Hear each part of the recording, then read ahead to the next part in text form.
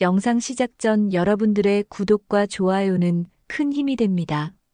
34살의 민재가 아침 7시 반 알람에 눈을 뜨며 하루를 시작합니다.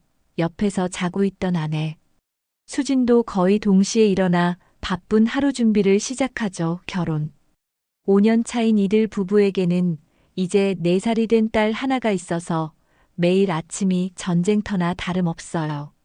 민재는 대기업 마케팅팀에서 일하고 있고 수지는 보험회사에서 설계사로 활동하고 있습니다. 둘 다 나름대로 안정적인 직장을 가지고 있지만 맞벌이 부부의 숙명처럼 늘 시간에 쫓기며 살아가고 있죠. 특히 딸 유나를 유치원에 보내고 나서부터는 더욱 바빠졌어요. 아침에 일어나자마자 수지는 유나의 옷을 갈아입히고 세수를 시키면서 동시에 도시락도 준비해야 합니다. 민재는 그동안 자신의 출근 준비를 하면서 가끔 수진을 도와주곤 하지만 서로 다른 출근 시간 때문에 언제나 조금씩 어긋나는 느낌이 있어요. 유나를 유치원에 데려다주는 일은 주로 수진의 몫입니다.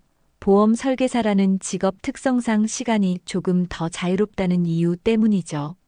민재는 회사에 늦으면 안 되니까 먼저 나가는 경우가 대부분이고 수진이 유나를 데려다주고 나서 자신의 일정을 소화하는 패턴이 굳어져 있어요. 그런데 최근 들어 수진의 패턴이 조금씩 달라지기 시작했습니다. 예전에는 유나를 유치원에서 데려와서 집에서 함께 시간을 보내거나 가끔 친정에 들르는 정도였는데 요즘에는 친정에 맡기는 일이 부쩍 늘어났어요.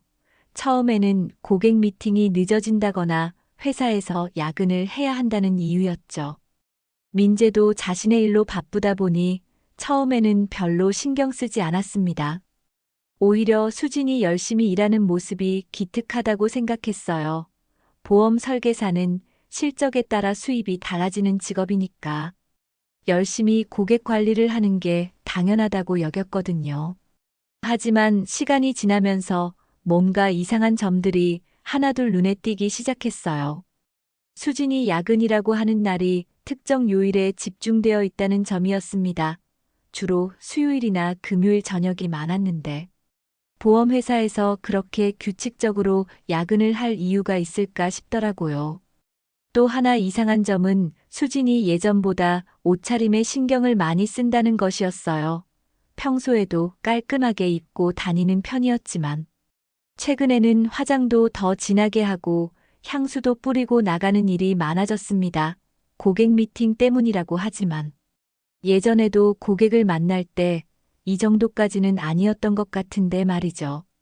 집에서의 대화도 예전보다 줄어들었어요.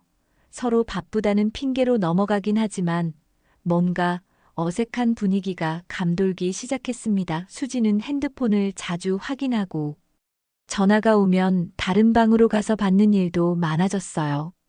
민재는 이런 변화들을 느끼면서도 직접 묻기는 어려웠습니다.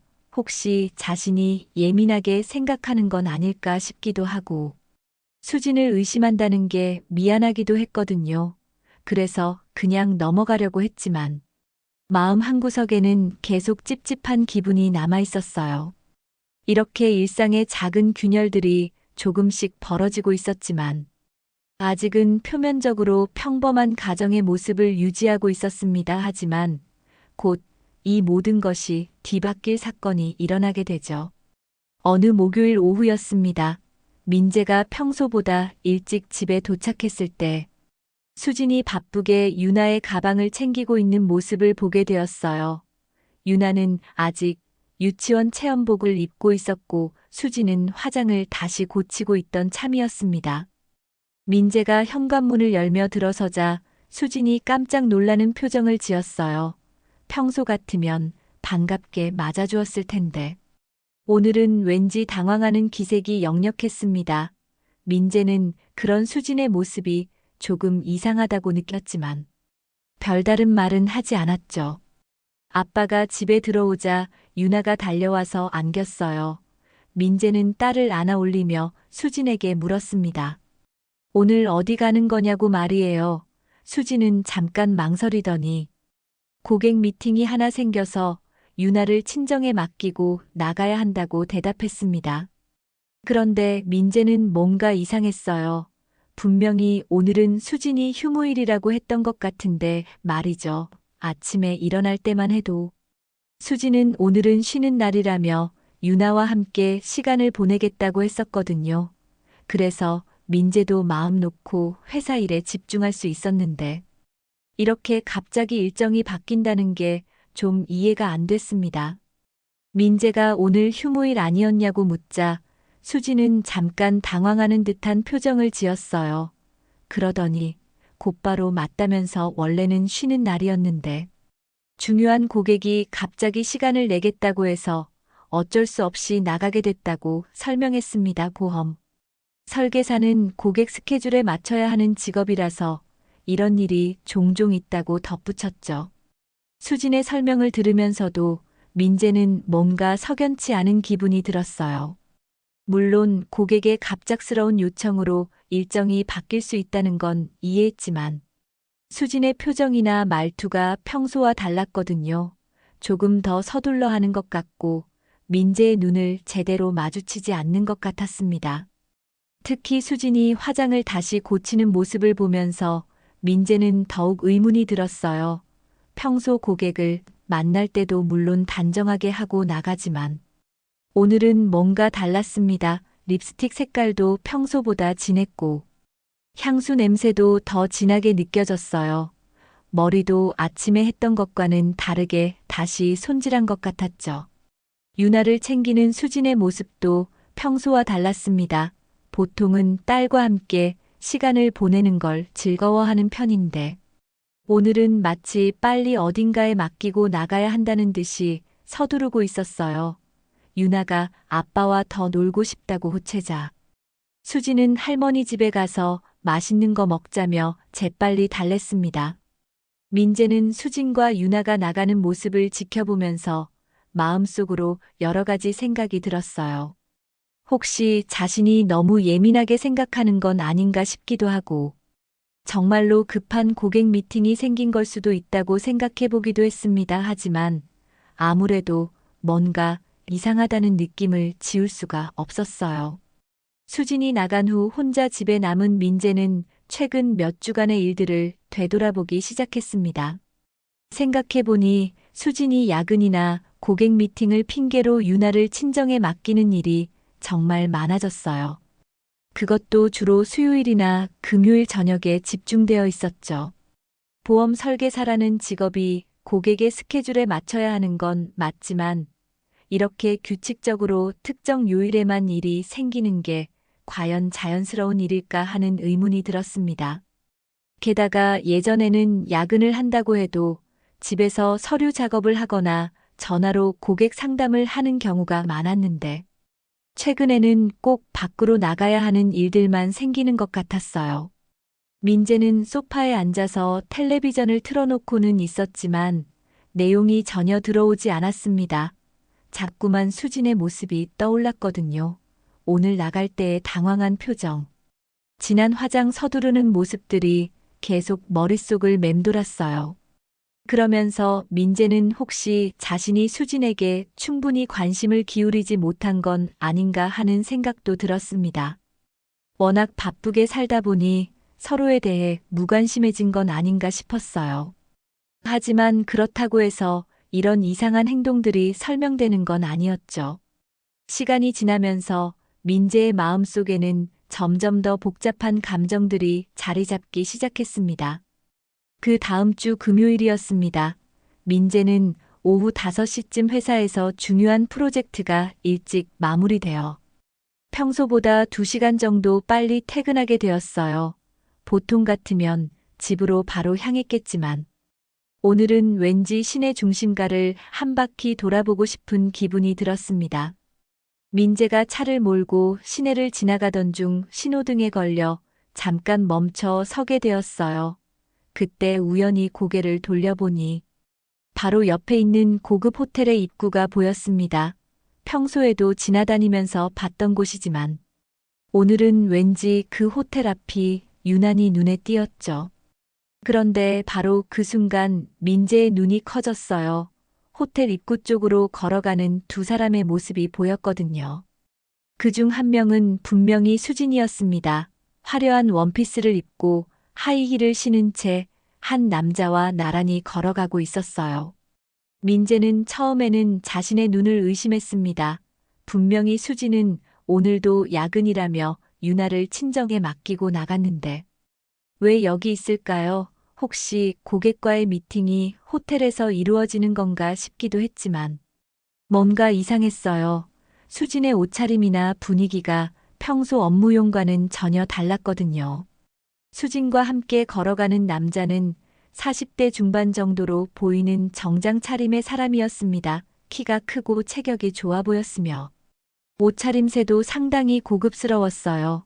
두 사람은 서로 대화를 나누며 웃고 있었는데 그 모습이 단순한 업무 관계로 보이지 않았습니다. 민재는 급하게 차를 길가에 세우고 휴대폰을 꺼냈어요. 손이 떨렸지만 어떻게든 카메라를 켜서 두 사람의 모습을 찍으려고 했습니다. 하지만 거리가 너무 멀어서 선명하게 찍히지 않았고 게다가 두 사람은 이미 호텔 로비 안으로 들어가고 있었어요. 민재는 차에서 내려 호텔 쪽으로 걸어갔습니다. 마음은 급했지만 발걸음은 무거웠어요. 정말로 수진이 맞는지 다시 한번 확인해 보고 싶었지만 동시에 정말 수진이라면 어떻게 해야 할지 막막했거든요. 호텔 로비에 들어가자 화려한 샹들리에와 고급스러운 인테리어가 눈에 들어왔습니다. 이런 곳에서 업무 미팅을 할 수도 있겠다는 생각이 들면서도 한편으로는 그럴 리 없다는 생각이 더 강했어요. 수진의 고객들은 대부분 일반적인 직장인이나 주부들인데 이런 고급 호텔에서 만날 이유가 있을까 싶었거든요. 민재는 로비 한 구석에 있는 소파에 앉아서 주변을 둘러보았습니다. 수진과 그 남자의 모습은 보이지 않았지만 분명히 이 호텔 안 어딘가에 있을 거라는 확신이 들었어요. 엘리베이터 쪽을 바라보니 불이 계속 위층으로 올라가고 있었습니다. 시간이 지나면서 민재의 마음은 점점 더 복잡해졌어요. 혹시 자신이 착각한 건 아닐까? 하는 생각과 분명히 수진이 맞다는 확신이 번갈아 들었습니다. 만약 정말 수진이라면 지금 여기서 무엇을 하고 있는 걸까요? 그리고 그 남자는 누구일까요? 민재는 휴대폰을 들여다보며 수진에게 전화를 걸어볼까 생각해봤지만 그러지 못했어요. 만약 수진이 정말 여기 있다면 전화를 받지 않을 것이고 만약 다른 곳에 있다면 자신의 의심을 들킬 수 있었거든요. 로비에서 1시간 정도를 기다린 민재는 결국 집으로 돌아가기로 했습니다. 더 이상 여기서 기다릴 수도 없었고 무엇보다 확실한 것을 확인하지 못한 상태에서 성급하게 행동하고 싶지 않았어요. 하지만 마음속으로는 이미 어떤 결론에 도달하고 있었습니다. 집으로 돌아가는 차 안에서 민재는 오늘 본 장면을 계속 되새겼어요. 수진의 옷차림, 걸음걸이, 표정. 그리고 그 남자와의 자연스러운 모습들이 자꾸만 떠올랐습니다.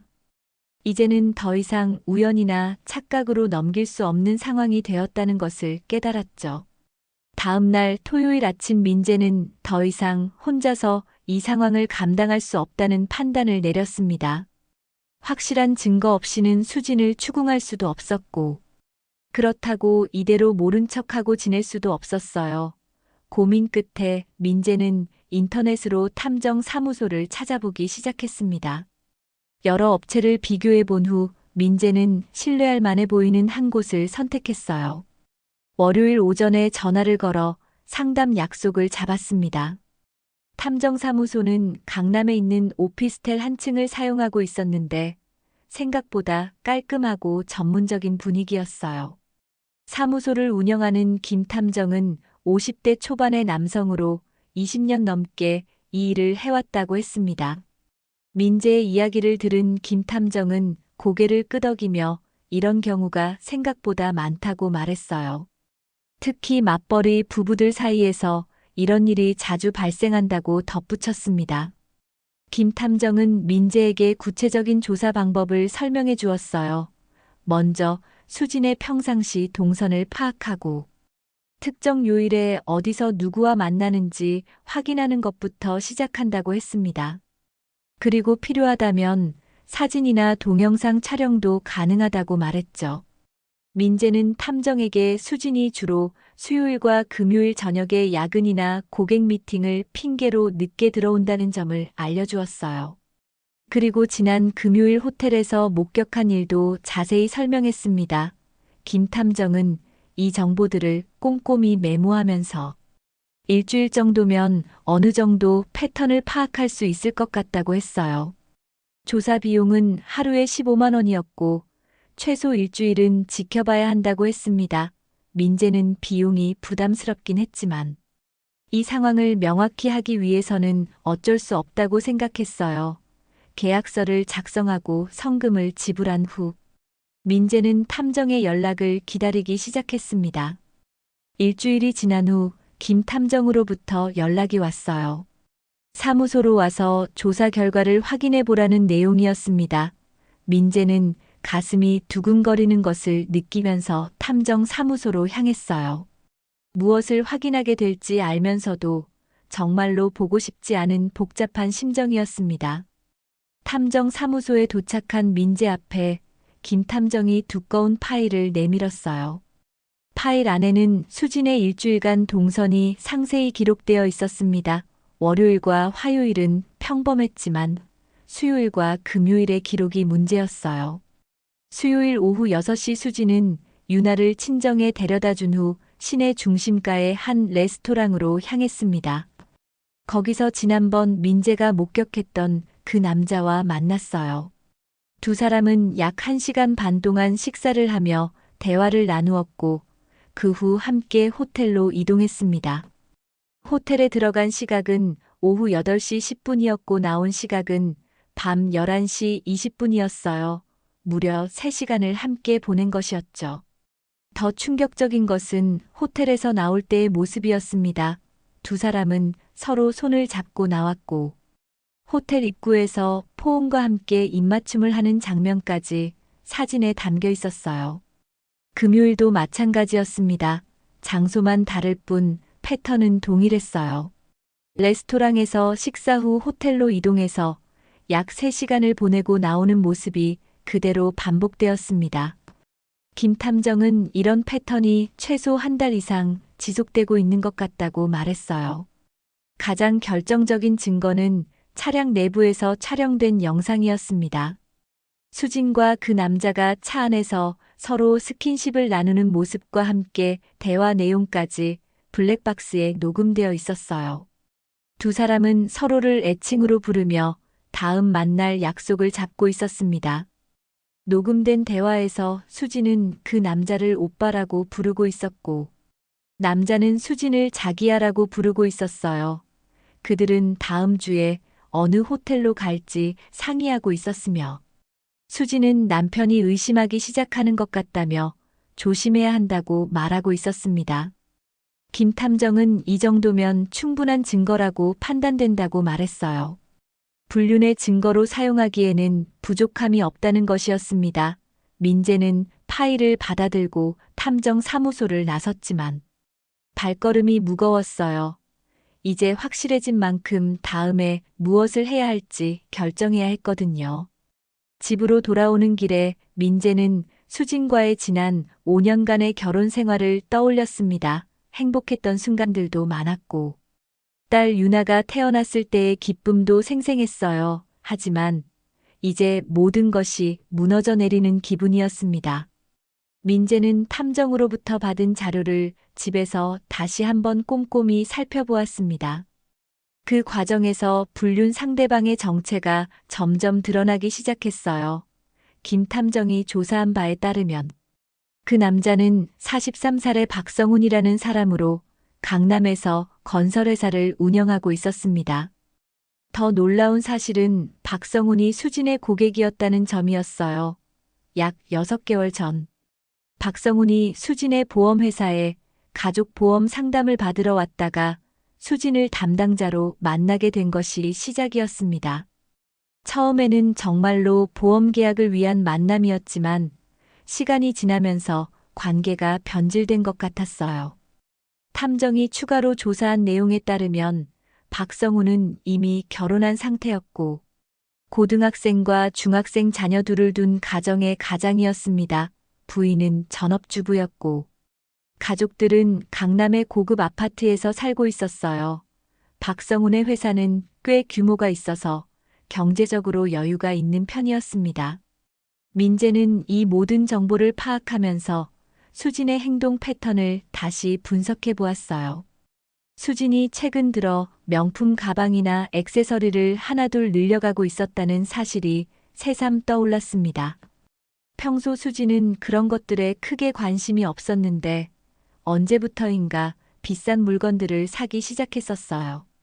민재가 그런 것들을 어디서 샀냐고 물으면 수진은 항상 세일할 때 싸게 샀다거나 친구가 준 것이라고 대답했었습니다. 하지만 이제 생각해보니 그 시기가 박성훈과 만나기 시작한 시점과 거의 일치했어요. 아마도 박성훈이 수진에게 선물을 해준 것들이었을 겁니다. 녹음된 대화 내용을 다시 들어보니 더욱 분명해졌어요. 박성훈은 수진에게 다음에 어떤 선물을 해줄지 묻고 있었고, 수진은 기뻐하며 대답하고 있었습니다. 두 사람의 대화에서는 돈 이야기도 자주 나왔는데, 박성훈이 수진의 생활비를 지원해주고 있는 것 같았어요. 민재는 이런 사실들을 알게 되면서 분노가 치밀어 올랐습니다. 수진이 단순히 일시적인 감정으로 실수를 한 것이 아니라 계획적으로 박성훈의 경제력을 이용하고 있었다는 것이 명백해졌거든요. 반대로 박성훈 역시 젊고 예쁜 수진과의 관계를 즐기면서 자신의 경제력을 과시하고 있는 것 같았습니다. 민재는 더 이상 참을 수가 없었어요. 이런 상황을 혼자서 끙끙 앓고 있을 수만은 없다고 생각했습니다. 무엇보다 박성훈도 유부남인 만큼 그의 가족도 이 사실을 알 권리가 있다고 판단했어요. 탐정을 통해 박성훈의 집 주소와 부인의 연락처를 알아낸 민재는 고민 끝에 박성훈의 부인에게 연락하기로 결심했습니다. 전화로는 믿지 않을 수도 있다고 생각해서 직접 만나서 증거를 보여주는 것이 좋겠다고 판단했어요. 민재는 박성훈의 부인인 이혜영 씨에게 전화를 걸었습니다. 처음에는 누구인지 모르겠다며 경계하던 이혜영 씨였지만 민재가 남편 박성훈에 대해 중요한 이야기가 있다고 하자 만나보겠다고 했어요. 그들은 강남의 한 조용한 카페에서 만나기로 약속했습니다. 만남 당일 이혜영 씨는 40대 초반의 단정한 인상의 여성이었습니다. 두 아이의 엄마답게 차분하고 현실적인 느낌이었어요. 민재는 처음에는 어떻게 말문을 열어야 할지 망설였지만 곧 용기를 내어 이야기를 시작했습니다. 민재가 준비해온 사진들과 녹음 파일을 보여주자 이혜영 씨의 얼굴이 점점 굳어갔어요. 처음에는 믿을 수 없다는 표정이었지만 증거들이 너무나 명확했습니다. 특히 호텔에서 나오며 키스하는 장면을 본 이혜영 씨는 한동안 말을 잇지 못했어요. 이혜영 씨는 최근 몇 달 동안 남편의 행동이 이상했다고 말했습니다. 늦게 들어오는 날이 많아졌고 핸드폰을 예전보다 조심스럽게 다루고 있었다고 했어요. 또한 용돈을 더 많이 달라고 하거나 신용카드 명세서를 자신이 직접 확인하려고 하는 일들이 있었다고 덧붙였습니다. 2시간 넘게 이야기를 나눈 후 이혜영 씨는 민재에게 고맙다고 했어요. 비록 충격적인 사실이지만 알 수 있게 해줘서 감사하다며 이제 자신도 결정을 내려야 한다고 말했습니다. 박성훈의 부인 이혜영 씨와 만난 지 사흘 후 민재는 수진의 부모님께 연락을 드렸습니다. 장인어른과 장모님께 집에 한번 와주셨으면 좋겠다고 말씀드렸어요. 수진에 관해서 중요한 이야기가 있다고 했더니 두 분 모두 걱정스러운 목소리로 언제든 가겠다고 하셨습니다. 토요일 오후 2시에 장인어른과 장모님이 집에 도착하셨어요. 평소 같으면 손녀 유나를 보러 온 것처럼 웃으며 들어오셨을 텐데. 오늘은 분위기가 무거웠습니다.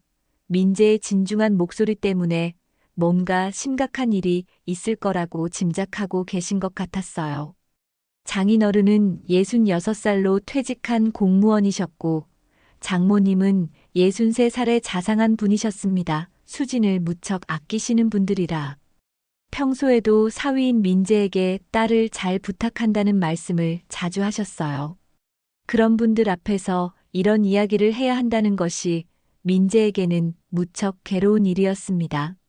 민재는 두 분을 거실 소파에 앉게 해드리고 자신은 맞은편에 앉았어요.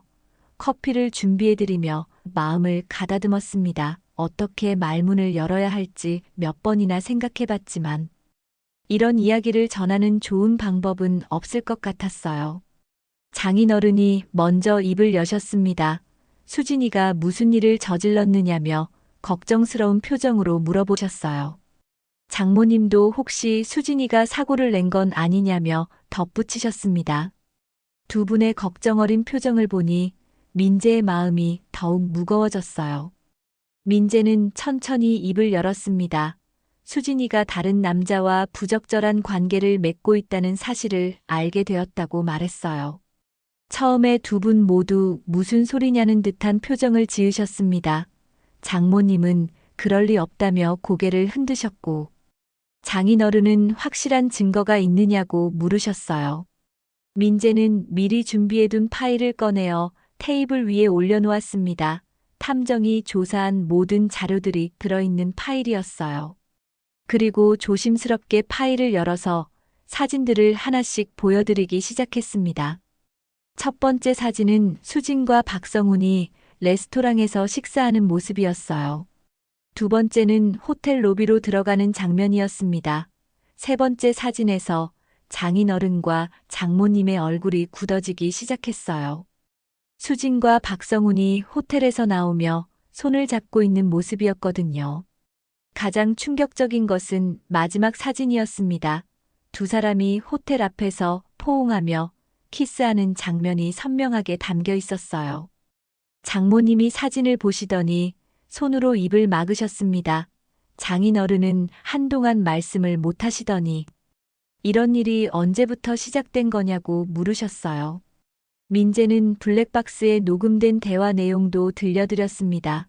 수진과 박성훈이 서로를 애칭으로 부르며 다음 만날 약속을 잡는 대화였어요.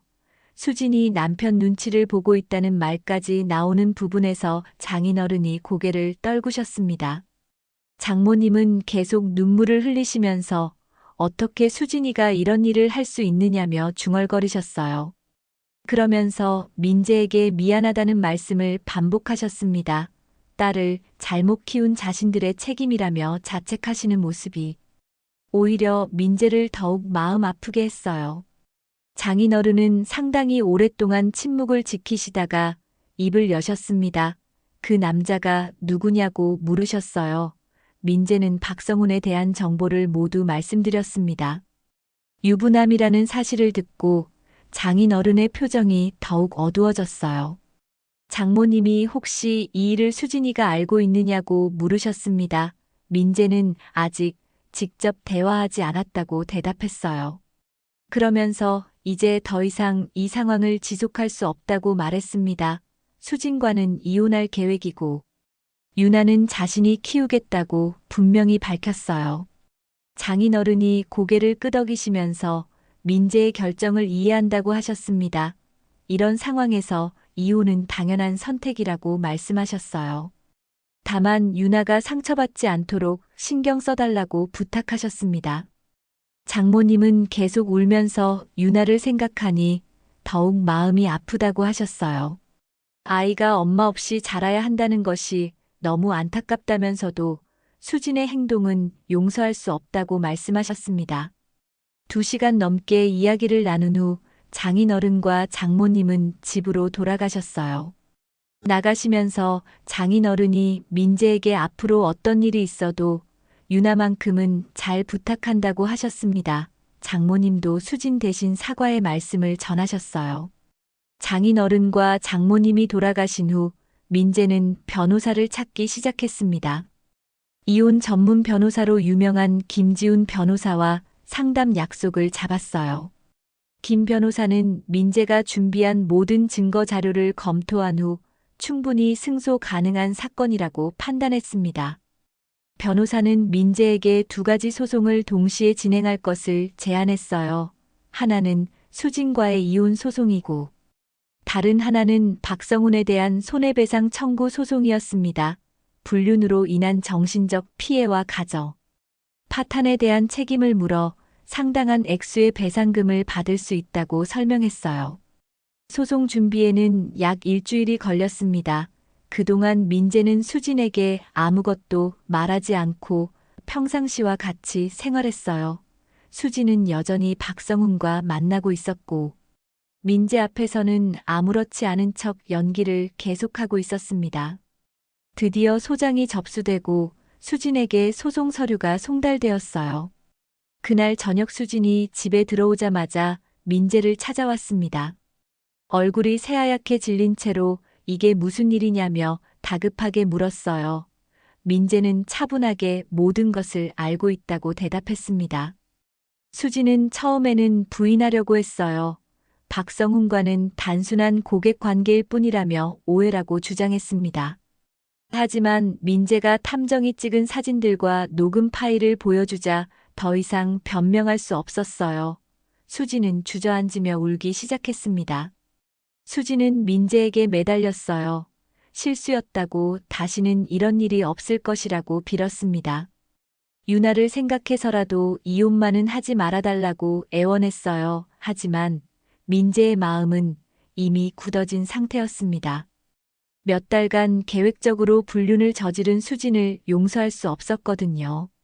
법원에서 첫 번째 조정이 열렸을 때 수진 측 변호사는 합의를 제안했습니다. 수진이 깊이 반성하고 있으니 이혼 대신 별거나 상담 치료를 받는 선에서 마무리하자는 것이었어요. 하지만 민재는 단호하게 거절했습니다. 이미 신뢰가 완전히 깨진 상황에서 관계 회복은 불가능하다고 판단했거든요. 더욱 복잡해진 것은 박성훈 측에서 벌어진 일이었습니다. 박성훈의 부인 이혜영 씨도 남편을 상대로 이혼 소송을 제기했어요. 동시에 수진을 상대로도 손해배상 청구 소송을 걸었습니다. 유부남과 불륜을 저지른 것에 대한 책임을 묻겠다는 것이었죠. 박성훈은 자신의 가정이 파탄나자 수진과의 관계를 정리하려고 했어요. 하지만 이미 법적 절차가 시작된 상황에서 늦었습니다. 오히려 수진을 원망하며 모든 책임을 수진에게 떠넘기려고 했어요. 자신은 유혹당한 피해자라는 식으로 주장했습니다.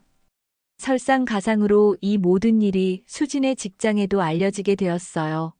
보험 설계사라는 직업 특성상 신뢰가 무엇보다 중요한데 고객과 불륜을 저질렀다는 소문이 퍼지자 수진의 입지가 완전히 무너졌습니다.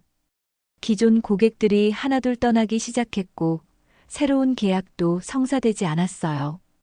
회사 내부에서도 수진을 바라보는 시선이 달라졌습니다. 동료들은 수군거렸고 상사는 수진에게 조용히 사표를 제출할 것을 권유했어요. 결국 수진은 회사를 그만둘 수밖에 없었습니다. 경제적 기반까지 잃게 된 것이죠. 두 번째 조정에서 수진 측은 더욱 절망적인 제안을 해왔어요. 양육권을 포기하더라도 이혼만은 협의로 처리해달라는 것이었습니다. 하지만 민재는 이것도 거절했어요. 법적으로 명확하게 처리하고 싶었거든요. 박성훈에 대한 손해배상 소송도 순조롭게 진행되었습니다. 증거가 너무나 명확했기 때문에 박성훈 측에서도 배상 의무를 인정할 수밖에 없었어요. 다만 배상금 액수를 놓고 협상이 진행되었습니다. 이혜영 씨의 소송도 마찬가지였어요. 수진은 이제 두 곳에서 동시에 손해배상금을 지불해야 하는 상황에 처했습니다. 직장까지 잃은 상태에서 거액의 배상금을 감당하기 어려운 처지가 되었어요. 민재는 이 모든 과정을 지켜보면서 복잡한 감정을 느꼈습니다. 수진에 대한 분노도 있었지만 한편으로는 이렇게까지 될 줄은 몰랐다는 생각도 들었어요. 하지만 이미 돌이킬 수 없는 상황이었습니다. 수진이 스스로 선택한 길의 결과였거든요. 모든 법적 절차가 마무리되기까지는 6개월이 걸렸습니다. 이혼 판결과 함께 유나의 양육권은 민재가 갖게 되었고, 박성훈과 수진은 각각 상당한 액수의 손해배상금을 지불해야 했어요. 수진은 친정으로 돌아갔고, 박성훈도 자신의 가정에서 쫓겨나 혼자 지내게 되었습니다. 민재는 판결이 확정된 후 유나와 함께 새로운 곳에서 생활하기로 결심했어요. 기존 집에는 수진과의 추억들이 너무 많이 남아 있었거든요. 유나에게도 새로운 환경이 도움이 될 것 같았습니다. 민재는 회사와 가까운 곳에 있는 깔끔한 투룸 아파트를 구해서 이사를 준비했어요. 이사 준비를 하면서 민재는 유나에게 조심스럽게 상황을 설명해야 했습니다. 4살인 유나가 모든 것을 이해하기는 어려웠지만 앞으로 엄마와 함께 살지 않는다는 것은 알려줘야 했어요. 민재는 최대한 아이의 눈높이에 맞춰서 엄마가 다른 곳에서 살게 되었다고 설명했습니다. 유나는 처음에는 엄마를 찾으며 울었어요. 왜 엄마가 없냐며 보고 싶다고 했습니다. 민재는 그런 딸을 보며 마음이 아팠지만 꾹 참고 달래주었어요. 아빠가 유나를 더 많이 사랑해줄 거라고 약속했습니다. 너만은 상처 없이 자라야 한다고 마음속으로 다짐했어요. 새 집으로 이사한 후 민재는 유나를 위한 환경을 만드는데 집중했습니다. 유나 방을 예쁘게 꾸며주고 새로운 장난감들도 사주었어요. 근처에 있는 유치원도 둘러보며 유나가 잘 적응할 수 있는 곳을 찾았습니다. 다행히 집에서 걸어서 10분 거리에 평판이 좋은 유치원이 있었어요. 민재의 일상도 크게 바뀌었습니다. 혼자서 유나를 돌봐야 하다 보니 시간 관리가 더욱 중요해졌어요. 아침에 일찍 일어나서 유나를 깨우고 아침밥을 해주고 유치원에 데려다 준 후 출근하는 루틴이 만들어졌습니다. 퇴근 후에는 바로 유치원에 가서 유나를 데려와야 했죠. 처음에는 모든 것이 서툴고 힘들었습니다. 요리도 잘 못했고 빨래나 청소 같은 집안일도 미숙했어요. 하지만 시간이 지나면서 점점 나아졌습니다. 유나를 위해서라면 뭐든 배울 수 있다는 마음가짐으로 하나하나 익혀나갔어요. 유나도 처음에는 새로운 환경에 적응하느라 힘들어했지만 민재의 관심과 사랑 덕분에 점차 안정을 찾아갔습니다. 새 유치원 친구들과도 잘 어울렸고 선생님들도 유나를 예뻐해 주었어요. 집에서도 아빠와 함께하는 시간이 늘어나면서 더욱 가까워졌습니다. 1년이 지나자 민재와 유나의 생활은 완전히 안정되었어요. 민재는 이제 혼자서도 유나를 잘 돌볼 수 있다는 자신감이 생겼습니다. 유나도 밝고 건강하게 자라고 있었어요. 가끔 엄마를 찾을 때도 있었지만 예전처럼 울지는 않았습니다. 회사 동료들이나 유치원 학부모들과의 관계도 자연스럽게 형성되었어요. 특히 같은 처지의 싱글맘이나 싱글데디들과는 서로 정보를 나누며 도움을 주고받았습니다.